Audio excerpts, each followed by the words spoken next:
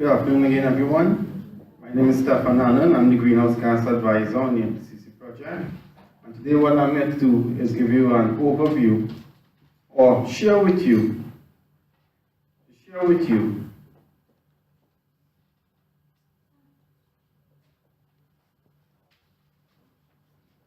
the MTCC Caribbean's data collection process.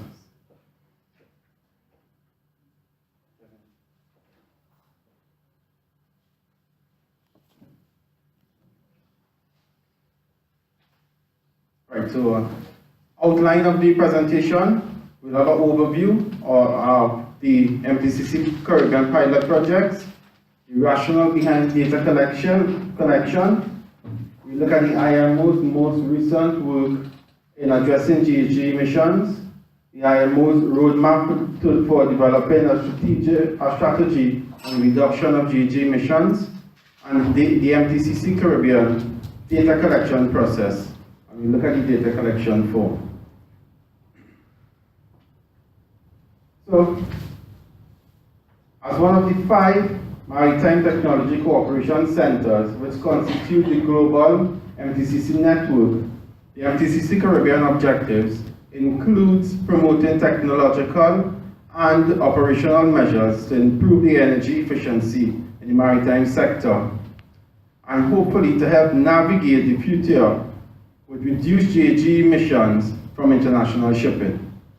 In line with this, the MTCC Caribbean has implemented 2 pilot projects to promote capacity building and technical cooperation within the Caribbean region. Pilot project 1 is to promote or deals with the promotion and the uptake of ship energy efficiency measures, and pilot project 2 deals with the establishment of a pilot-scale system for data collection and reporting on ships' fuel consumption. So a closer look at pilot project 1, and the objectives is basically to promote energy efficient technologies. Now, in order to do that first, in order to improve a situation, we must have an idea of the current situation. And we must try, so one of the major objectives of the pilot project is to determine a baseline on energy efficiency technologies and measures being used on the vessels trading within the region. In doing this, we will identify the major energy consumers on board the vessels and the emission abatement methods utilized in trying to curb the GHG emissions from these consumers. Once these energy consumers are identified, we will do a mapping of the best practices and existing technologies being used on international vessels and try to map it to the vessels being used in the Caribbean. Once we identify those technologies, we'll do a cost-benefit analysis for adopting these energy efficient technologies, and once we identify the ones that are applicable to the vessels trading in the region, we will promote the uptake of these suitable energies in our workshops in 2019. So, the possible outcomes from pilot project 1 is to provide stakeholders with a clearer picture on adopting energy efficiency and abatement technologies for the operational measures abatement technologies and operational measures for better informed decision making. And hopefully, with the adoption of these abatement methods and energy efficiency measures, we'll have a reduction of GHG emissions from the ships trading in the region.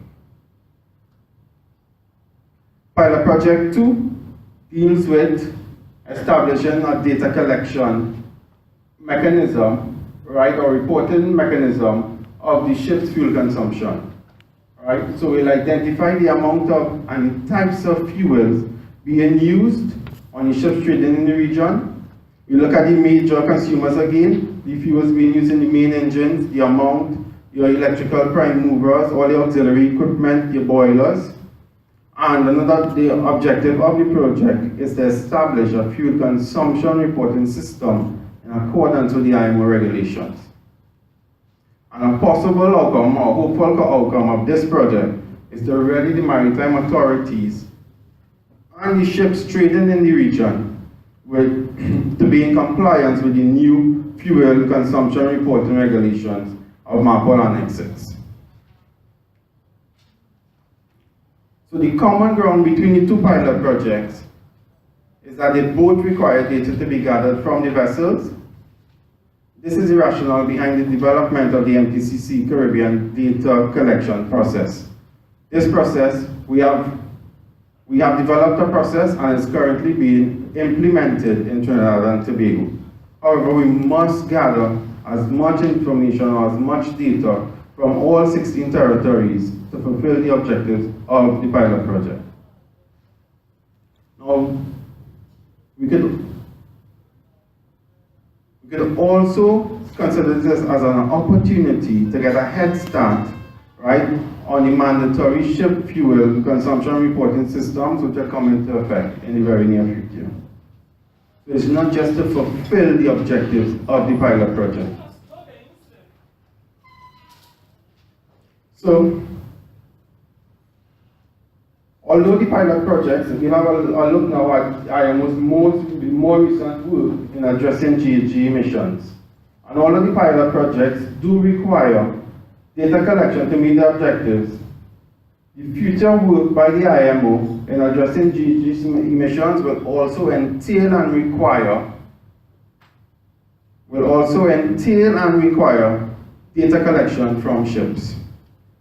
This timeline shows some of the most recent work with respect to GHG emissions, including tools such as the EEDI, the Energy Efficiency Design Index, which is an indication of the amount of fuel each ship burns for a certain cargo capacity, the EEOI, the Energy Efficiency Operational Index, and the SEMP, the Ship Energy Efficiency Management Plan.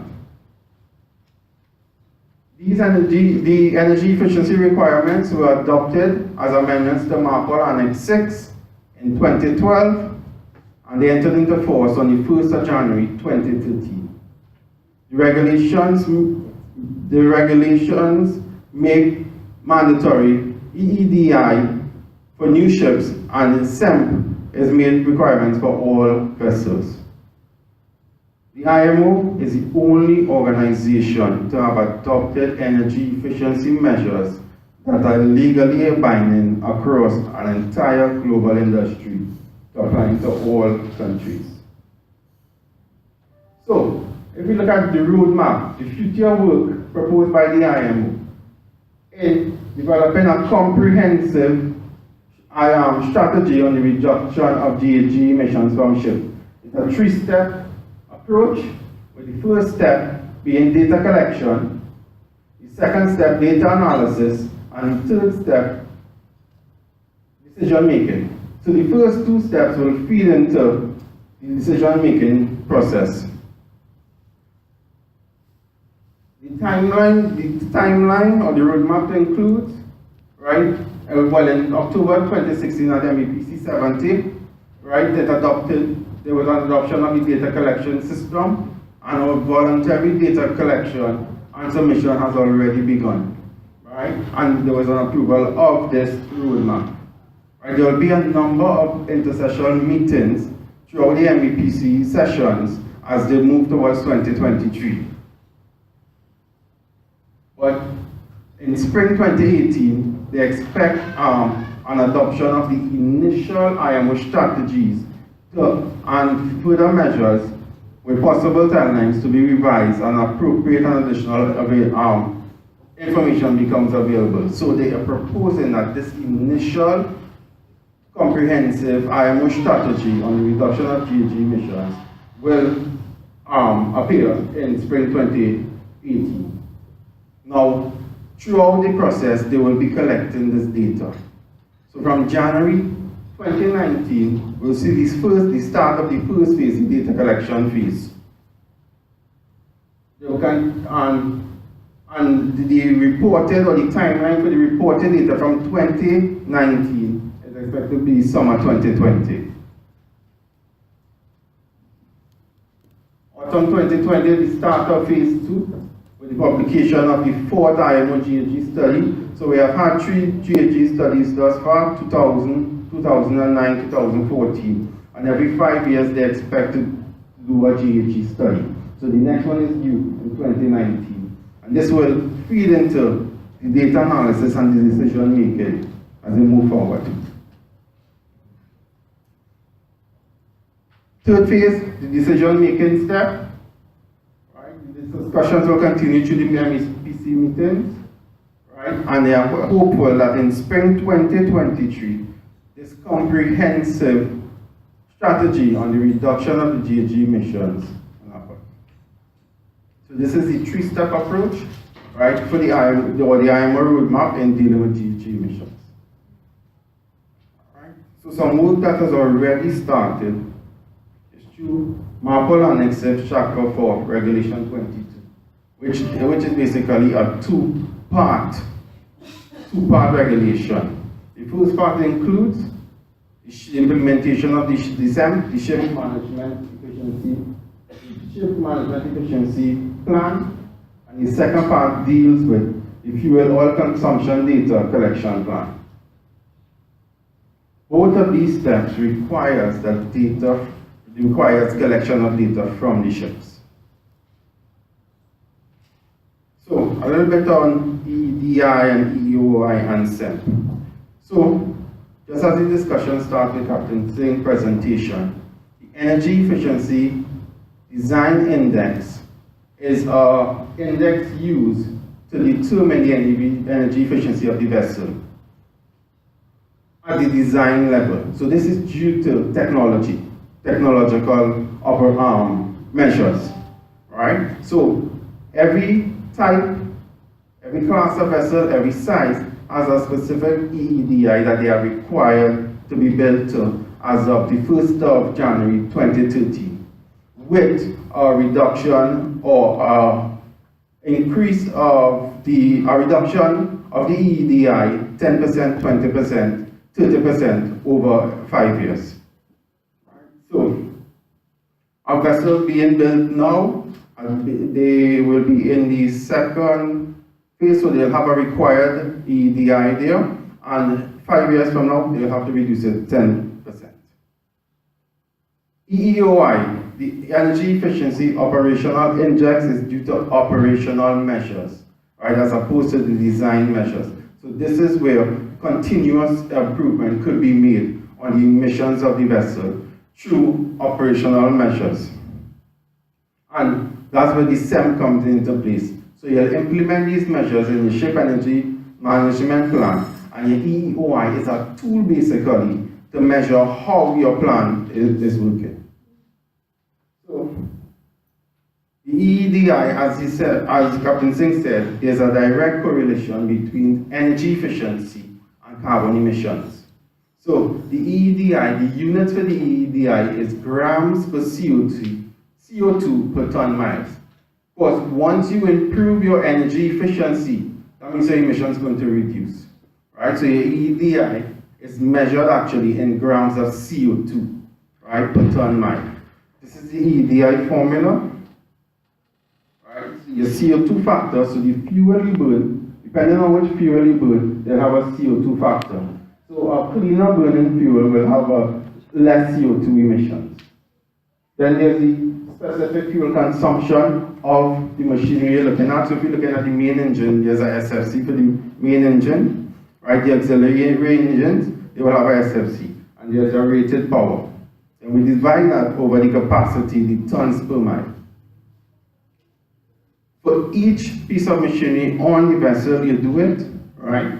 And then you sum it, right? So your complete EED, your total EEDI is the sum of the emissions you will get per grams of CO2 you will get per ton mile from your main engines, your auxiliary engines, your generators. Now, if you see on this one, we sum in all of these. However, when you have energy efficient technologies, right? So if you implement innovative electric power generation, right? You use solar panels, let's say. What you will do, you will reduce that as an energy efficiency technology. So it will reduce the amount of emissions of CO2. So the EEDI was designed, well, it will encourage, right, measures of energy efficiency of new ships or the employment. The companies will use these newer technologies to reduce the EEDI, and it will encourage the design and the technological developments. The lower your EEDI value is the more energy efficient your vessel is. So if you have a lower EEDI value, it means your vessel is emitting less CO2, is more energy efficient. The SEMP now, this is where you can make improvements on your operational measures, right? So your SEMP, the purpose of the SEMP is to establish a mechanism for a company or ship to improve the energy efficiency through operational measures.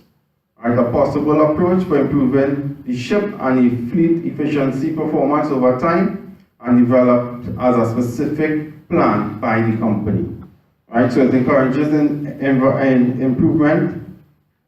It employs best measurable practices, right, and it is based on the ISO 14001 management system. So it's planned to a PDCA cycle, basically. The EEOI, however, is a tool that is used to measure how effective this SEMP might be. So what you do, you look at the CO2 emissions. So what you're looking at here is the CO2 emissions per road transport. So we're not looking at we're looking at the total CO2 from the fuels being burned. Right, so we're not looking particularly at the machinery here, just the operational measures. Right, and it has the same units, grams per CO2 per ton mile.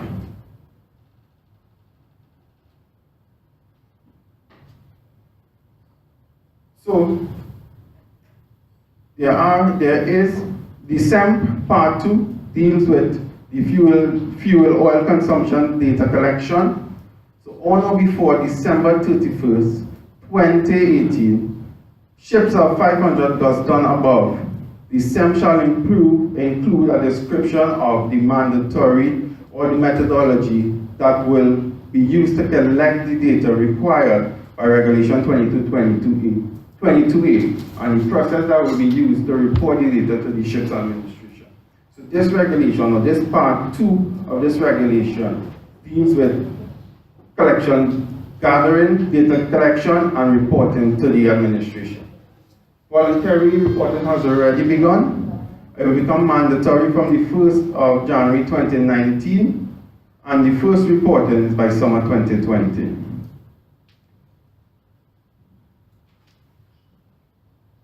This is a flowchart of the data collection process, right, and how the ships will report this data. So the ships will submit data to the flag state or the recognized organizations in accordance with the Regulation 22A. The data methodology must be included in the SEMP, and the ship is required to keep a statement of compliance on board. That's the responsibilities of the vessel. The responsibilities of the flag state administration is that it will aggregate this data and submit it to the IMO. It will verify the ship's SEMP and the data reported, and ensure that the data reported complies with Regulation 22A, and will issue this statement of compliance to the vessel. It will report this data to the IMO Secretariat, who will aggregate all the data submitted by the flag states and the recognized organizations. It will provide the state with an anonymous data system. So each vessel reporting, you're not going to be able to identify which vessel, where the fuel consumption figures are coming from. The database must be autonomous. These are the two regulations, or the two guidelines, the two recent ones from MTCC 71, 292, the 2017 guidelines for administration verification of the fuel data. So this is a guideline for the administration of verifying the fuel figures reported, and the other guideline deals with the IMO management of this oil consumption database. Regulation 22A, this is the information that is required to be submitted by the vessels. Right? So it's not by any means much data or a long data process. So you'll identify the ship, the IMO number, the period that you're reporting for, the technical characteristics of the ship type, gross tonnage, net tonnage, deadweight tonnage, the power output or the power rating of your main and your auxiliary engines, your EDI, if applicable. If you have an EDI, you report it, and whether you're ice class or not. You will report the fuel consumption by type and amount in metric tons, and you will report the methods used, whether using bunker node deliveries, soundings, flow meters. You will report what method you're using. And then you look at the distance traveled and the hours on the way. You report this data to your flag state. So in Trinidad and Tobago, we have already developed a data reporting system for the vessels calling at ports. Our partners in this data collection system are the Ministry of Works and Transportation, the Maritime Services Division, the Ministry of Trade and Industry, and the Trinidad and Tobago Pilot Association. This is a detailed overview, basically, of the system that we have. Now we'll go into a little more depth into this system in the following presentation. But what I want to get here is that we use the data collection mechanism involves a single entry window that is established by the Ministry of Trade. Right? So the data reporting form is actually on that single entry window. The ship agents will send this data, this link to the ship's calling at the port. They will put it on and they will resubmit it right on that same single entry window. This data now, the MTCC Caribbean is allowed to access this data and retrieve it from the Ministry of Trade and Industry.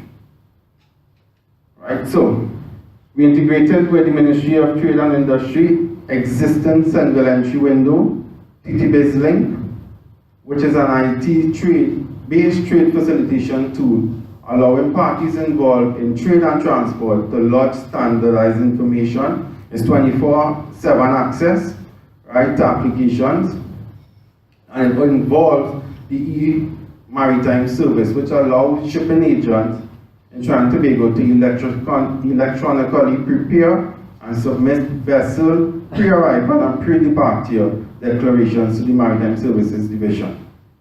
So what we'll do now, I'll go straight to the link and show you how it works.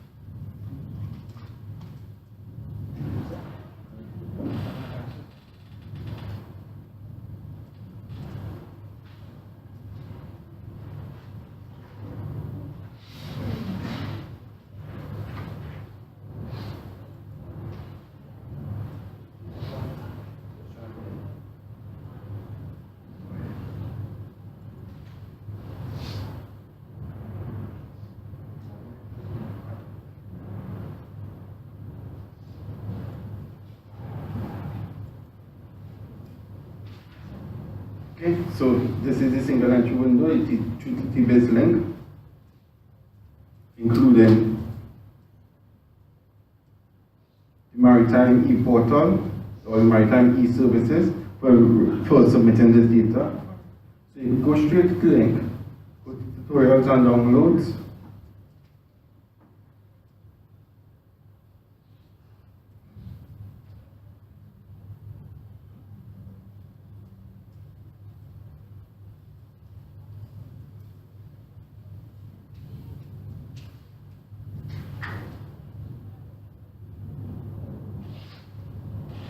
E-Maritime Online Guide and the MTCC Caribbean reporting.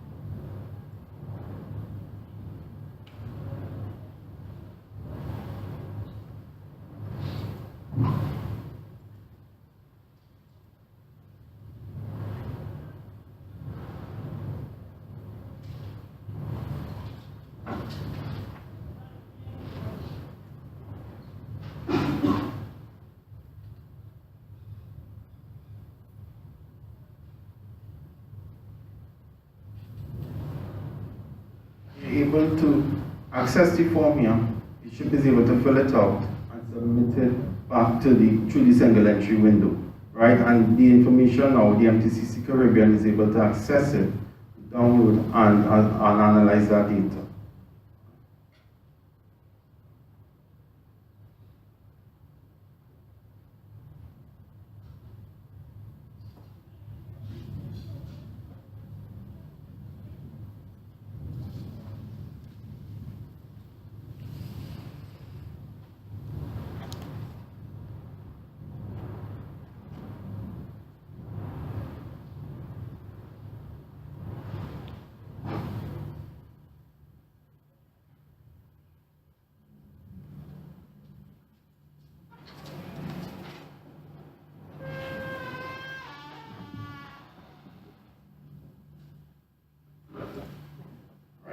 Use the backup. Alright, so you go to the portal, access it through the tutorials, the maritime service for reporting, right? And here you'll be able to pull up the shipping notice. So the MSD has been one of our partners. The director also issued a shipping notice encouraging vessels to fill this information on as a call to border at the port of Trinidad and Tobago. The MTCC Caribbean reporting form is found there, right? You can fill it out, save it, and upload it, right? Directly through the single entry window. So look up the shipping notice by the Maritime Services Division. Maritime Shipping Notice SN 1 2017. So now I will look at the data collection form. Now, when we did the first regional workshop at Chagaramas, we had a version 1 of the form. A number of members of representatives from the territories made comments on the forms, and we made some changes, right, to try to address these comments. So the form consists of we asking for submission of general vessel information, vessel particulars, speed and fuel types and consumption, the vessel energy efficiency index if applicable, right? Information on the propulsion system, the auxiliary system, right? The electric power supply system, auxiliary boilers, any energy saving technologies they'll have on board, the emissions control measures. The final part will be voyage collection, voyage data, fuel consumption data.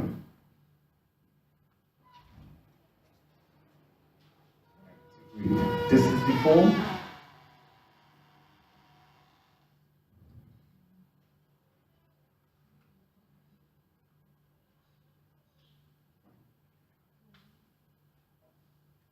We'll go through it.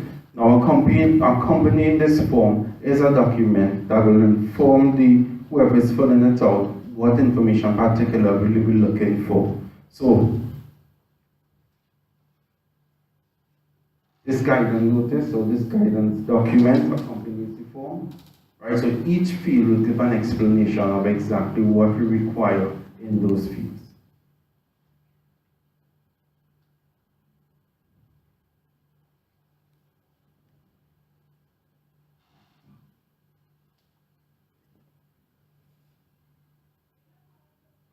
So back to the form.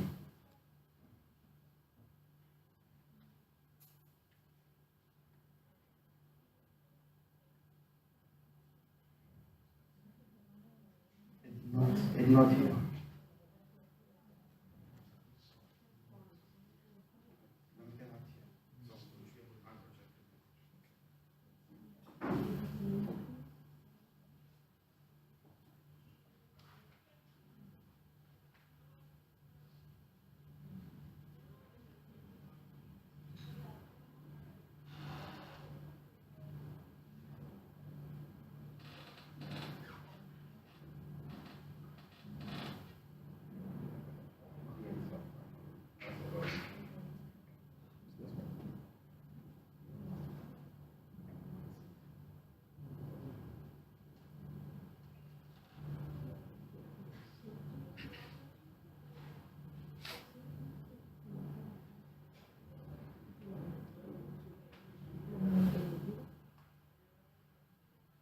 My apologies. I'm trying to open an Excel for a file, a Word file, through a presentation. Alright, so the data collection form, again we'll ask for general information, general vessel information, the name, the IMO number, the type, the year build, the ship builder, and the hull number, if this information is available. Then we look at through the vessel particulars, length,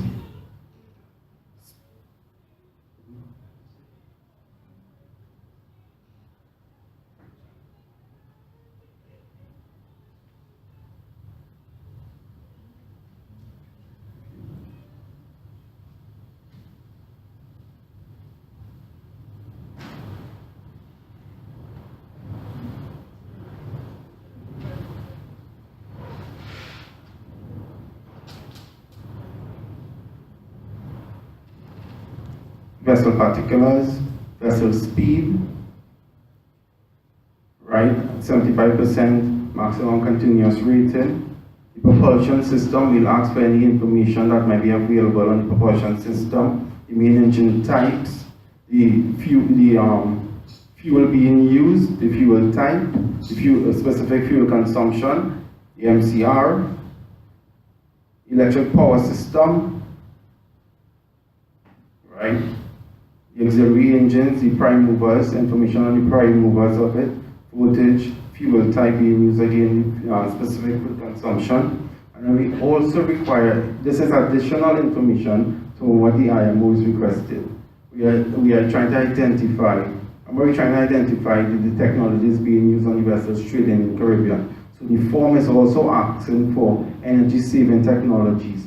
If the vessels have it, and this, I must apologize again.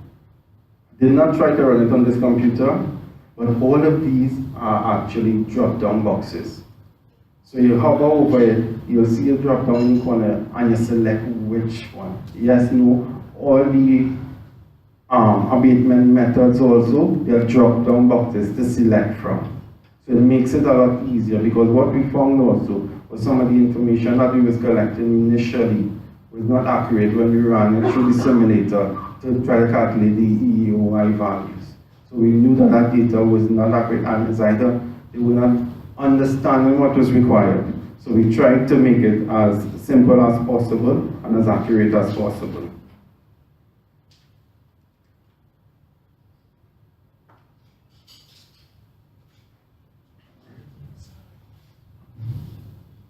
Ask for information on the auxiliary boiler, so we'll see how much fuel is being burned here also, and the fuel consumption data, right? Ports of arrival, your bunker, your bunker measurements are different ports, so we'll have an idea, we'll be able to calculate how much fuel was burned during the voyage. Arrival and departure also, we'll be able to make an assessment of how much fuel is being burned in port.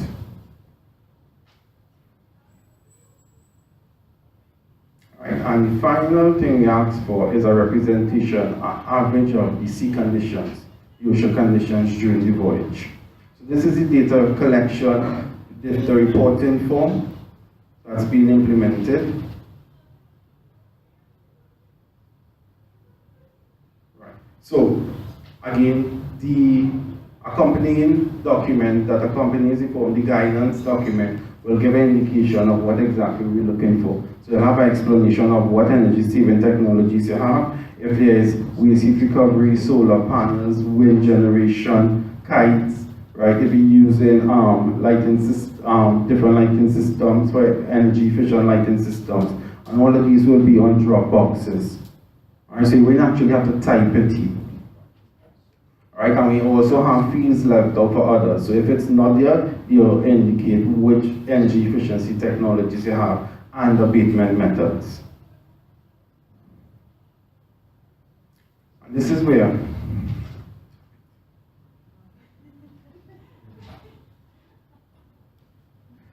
we need the partnerships in data collection, right?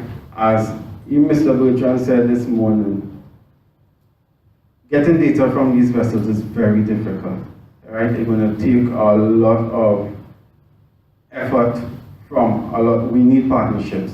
In Trinidad and Tobago, so far, we could say that we are successful in this reporting system because we have approximately, we're reaching 20% of the vessels calling reporting data, right? And that is only from June to October 31st, when we looked at it, 20%, right, which is our KPI for the project. But that's only for Trinidad and Tobago. So we need the cooperation of all regional maritime authorities, pilots associations, the shipping agents, and the technical operator ship owners, right? So the stakeholders must be actively involved, right, in trying to help us gather this information and provide this data for the MTCC pilot projects to be successful, to meet its objectives. Right, so this is why we continue to ask for the cooperation between the authorities. All right, thank you very much. I am sorry about the challenges with the screen and so on, the technology.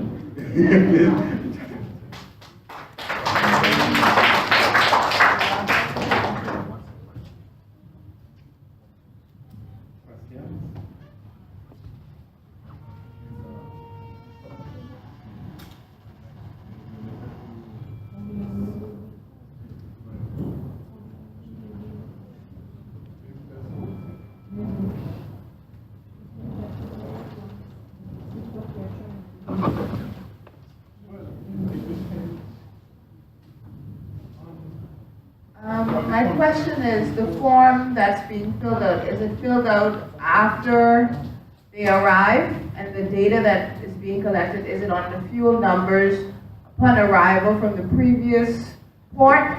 It will be on the, so you'll have fuel figures from your port, from where your right, the port of departure until you arrive at Port of Spain, right, or the port in Trinidad and Tobago. So you'll be looking at the difference of those fuel figures, so you'll know the fuel consumption of that voyage.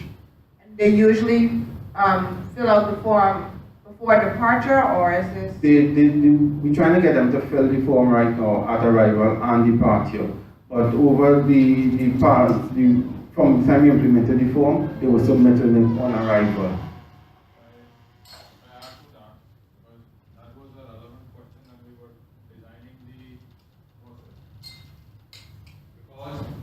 Challenge data collection is also, if you will request this information once vessel arrives, they have many other priorities to this. So that is why we targeted ships agents, because they are the first contact once the vessel is coming to any territory. So as when they are sending other documentation, they send this link to the form. So vessel has already time, say 7 days, 5 days to go through this. And if you see, we will discuss this once you have your coffee. Again, is that part of the form is fixed, so that information is just required once, and then every voyage you just need to change the second part of the form. The fuel consumption and the distance. So agent gets it first, as soon as he is appointed, he sends it to the ship, and once the ship arrives and gives the end of sea passage, they put in their fuel figures and they submit it to the agent. Now, once it is submitted to us, vessel has arrived, and if we see the form is not submitted, we are trying to establish the next step is where our relation with pilots, so they are going to confirm. So when pilot goes on board on arrival, he confirms with the ship's master that has he submitted his form. So if he says yes, so pilot has a checklist where he ticks yes, they have submitted. So we know that they have submitted them. If they have not submitted, they tick no, and we will get a notification that form has not been submitted. So we know who is the agent of this vessel. So we'll go to him and say we have not received this form yet. So make sure before ship departs. So now vessel will again have pilot when vessel is going to depart. So the departure pilot will again ask the captain, have you submitted this form? And if he says yes, fine. If he says no, then we can again go back to agent and ask why we have not received the form. The only challenge in this whole design process as of now is the voluntary part. This is voluntary, right? So we are talking with our administration where we can design a mechanism where if you are part of this, you get an incentive. Like as a shipping agent, you submit your documentation and it takes say 24 hours to clear the vessel or anything. But if you are doing this, you will be given priority in the waiting list. Okay. So if we can get something kind of that, so that is an incentive for shipping agents to submit as more. We will talk more about those challenges in the session. I just wanted to ask him about, you said it was done anonymously, right? And the flag, That's the IMO database. right? And the flag people are only able to see anonymously, right? They get a none of that. Right, what will happen? Your administration, Right. the ship will report to its administration. Right. Right? That data will be submitted to the IMO. That database will be anonymous. So you're not going to be able to identify which vessel submitted what. And all the data should be available to all the administrations. But my question with that is that if you're trying to reduce emissions, but you can't see which vessel is having the most emissions, like that's where I understand. If you could No, put but it you, in the shipping company will know its emissions. Okay. It's only the flag state will know which of its ships Yeah. are main contributors. But when they are submitting to IMO, as of now to promote the participation, that the data guidelines for the data establishment is that when the third party is having access to it, it should be anonymous. So if I request you to have access to the data, I will see a bulk carrier, so much deadweight is emitting so much. So I don't know which bulk carrier is it. As of now, that is so. Obviously, as a flag state, you would know that who is, because they will submit the data to you.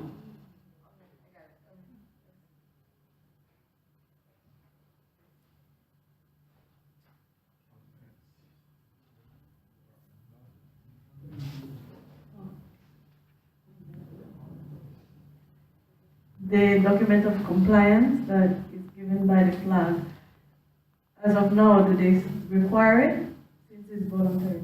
There is an international energy efficiency certificate that is issued, that is kept on board. Well, but what you're speaking about, the Compliance, document of compliance. next year, from January 2019, Will be required. this will be a requirement. The data collection system has to be part 2 of your Yes, ship sir. energy efficiency management plan.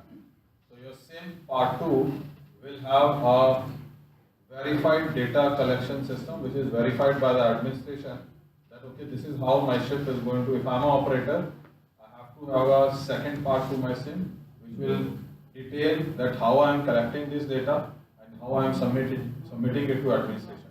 And that needs to be verified by the flag state or administration basically that okay, this is approved method of data collection for this ship. And that's the compliance. That is the compliance report. So it means because how will you end of the day responsibility will be again on flag state or administration to verify this data. So in absence of the verification of process, I cannot verify that data submitted to me is correct.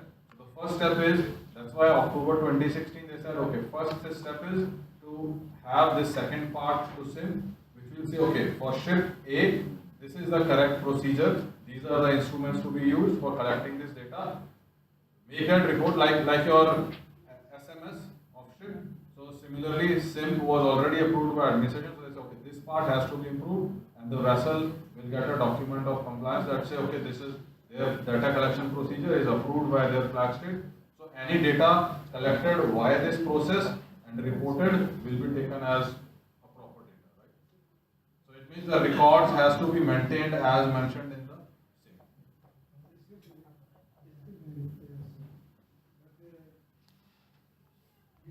Before the ship, okay, at the arrival, the ship arrived, the agent, the ship agent can fill this conveyance. The idea is again that reaches the ship before it arrives. So the shipping agent is responsible for dispatching or sending it to the vessel as it arrives. Before its arrival.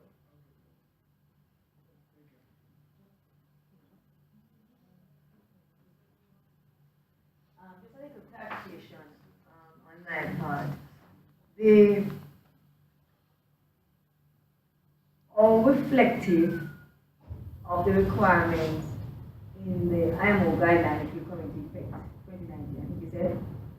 All reflective is the form that we have developed of those requirements. Because I recall earlier, Mr. Nanan said that we'll have a head start. And if it is fairly reflective, then I'm thinking that come 2019, we would be in a better place in terms of getting the data from the ships because it's now mandatory. If I'm correct? Now, this data reporting system, speaking about it, two different ones. The one we're speaking about now that I showed was for MTCC purposes. So it gives a form and a process of submitting the data to the administration of the MTCC as the vessels come in. The IMO mandatory data collection system, you report for your year, right? The fuel consumptions for the year, you report it to the administration. So it's not every time the vessel comes into port, right, that they will be reporting the fuel consumption figures, right? So it reports it on a year or a calendar year basis. Well, why do we need it every time this arrives? What is the rationale behind or needing to collect it for the MTCC every time the vessel arrives? That is to meet the objectives of the MTCC Caribbean in identifying the energy efficiency measures on board, the abatement measures, and we also use the fuel consumption figures to do a verification of the energy efficiency operational index or the EEDI of the vessels. Okay, so what you are collecting is different from what the IMO will be collecting. It is. So you have a slide with 20. Yeah. The slide with the requirements of data. See, as of now, the data collection form which we are discussing in detail is MTCC Caribbean's data Right, no collection, problem. which is based on what is required by regulation 22A. So we are going ahead of it because we has to meet to the specific project requirements. It does not speak anything about the use of technology or anything, but we are collecting that data also in addition to this. So it's to fulfill the, and again as an administration, you are required to report at the end of calendar year. So ideally as a ship, I should be reporting you, say 1st January, so many hours of operation, this is HFO, 12 tons consumed, diesel oil so much, type of fuel consumed, next day how many running hours. So for the whole year you will have what type of fuel consumed and how many days. But under MTCC we are not following the similar guidelines. The information requested is in addition to this, which is also helping us to identify what type of technologies the ships within Caribbean are using, right? And also to quantify what emissions they are having within Caribbean region. Because as a flag, you are also responsible for a ship which is running between say Singapore and China, right? But as MTCC Caribbean, we are targeting only what is within Caribbean. This is why we need the cooperation of all the authorities Right now we are collecting for Trinidad and Tobago. So if we could implement this and integrate this into whatever reporting system or mechanism that the other territories have, that is what we're trying to do and establish in the workshop. One of the objectives of the workshop is hopefully we'll be able to integrate this. You all will be able to give us the feedback on your reporting system. Right, so hopefully tomorrow we'll get some of that information and then we'll discuss how we could integrate the MTCC form or the process into your reporting mechanism. Okay, excuse me. When I go on board, I got two inspection report in my hand. But I want to know if the regulation 22A will be harder with my inspection on board, because some maritime agency in Haiti is very hard when you talk to them just to say him okay at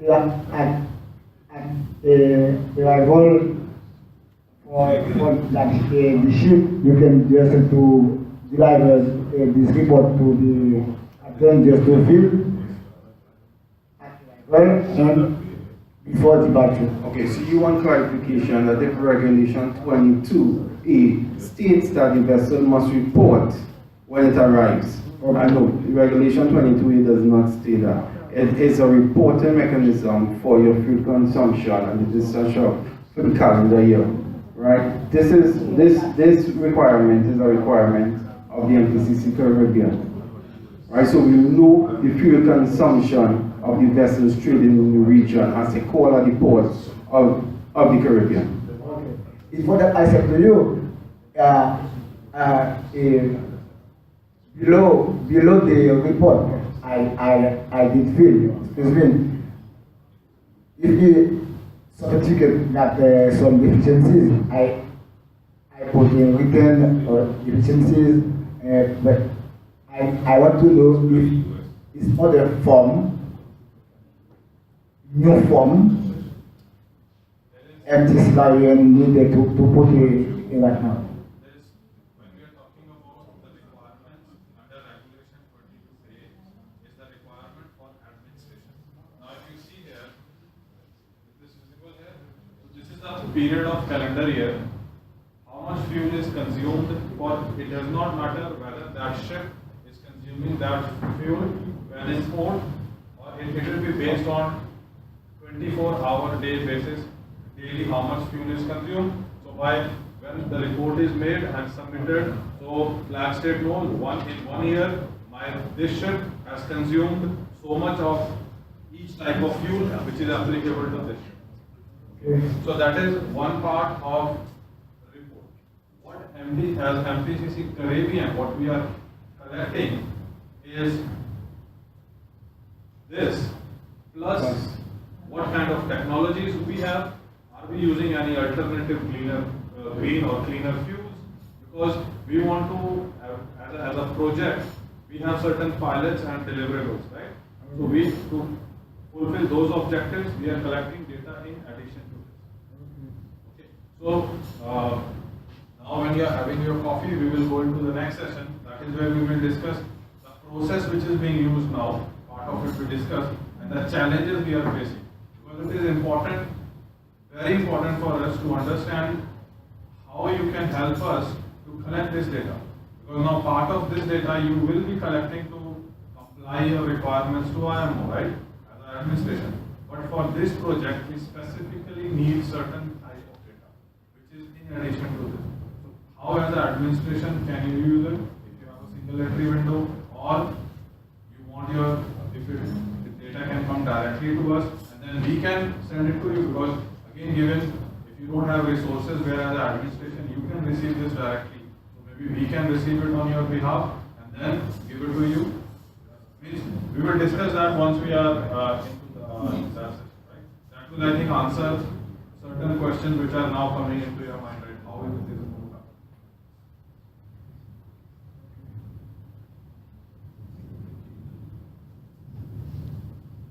Any more questions?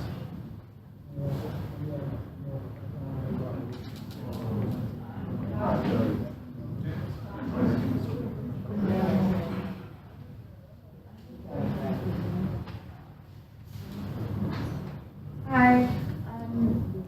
You started your data collection at Port of Spain.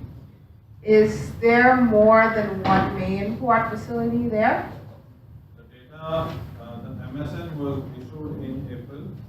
So effective data collection started from 1st June 2017 for all ships 400 GRT and above entering any port within Trinidad. It's not only for one port. Any port. Okay. All the ports? All the ports. We can share the notice which was issued by MSD, Trinidad and Tobago, for you to as a guidance note, or if you want to go through that. Or you could access it on the PT link. Any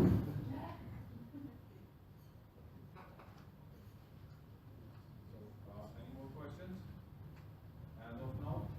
I'm not sure if it's weight or what's the length of what's the period for data collection that you're looking at? Because it seems that you started in Trinidad, but we haven't started. I don't know if The period the data collection will span the term of the project, right? So we intended to collect data up to 2019. However, we need to collect as much data to do our cost benefit analysis and to fulfill the other objectives of the MTCC project, right? So we're trying to, as soon as possible. So I don't know who's the point of contact, because as MTCC we have already sent this form to administrations again for a review.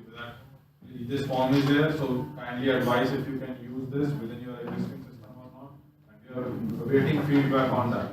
But it's in benefit of the region as such if we can start as soon as possible. Now for this project we will be collecting data because we have to cut off a date and say, okay, these are the results for the data collected up to so and so. But it does not mean that we will stop collecting data on that day, because we are looking to a sustainability of MTCC Caribbean for the whole region. So what will happen is we'll keep refining, because as such what is required by here is very basic. But tomorrow, if we see that as a territory, you see that there is certain thing which you want to act on. So where we can coordinate and see, okay, ships coming to Bahamas need additionally to report so and so, or ships coming to Jamaica in addition report on so and so. Or so we can keep refining this process, because we are looking into sustainability of MTCC, right? So when we are looking into that, it means we are going to improve. So it's not we are going to stop data collection and derive results and close it at the end of a study that, okay, these are the recommendations. Because tomorrow if we want to improve the process, we need more data, very specific data. So we will keep reviewing our data collection form and see whether it is answering the needs of the region or not. Because again, one of the vision, when Vivian shared the vision of the Caribbean and MTCC is to have Caribbean region as an ECA.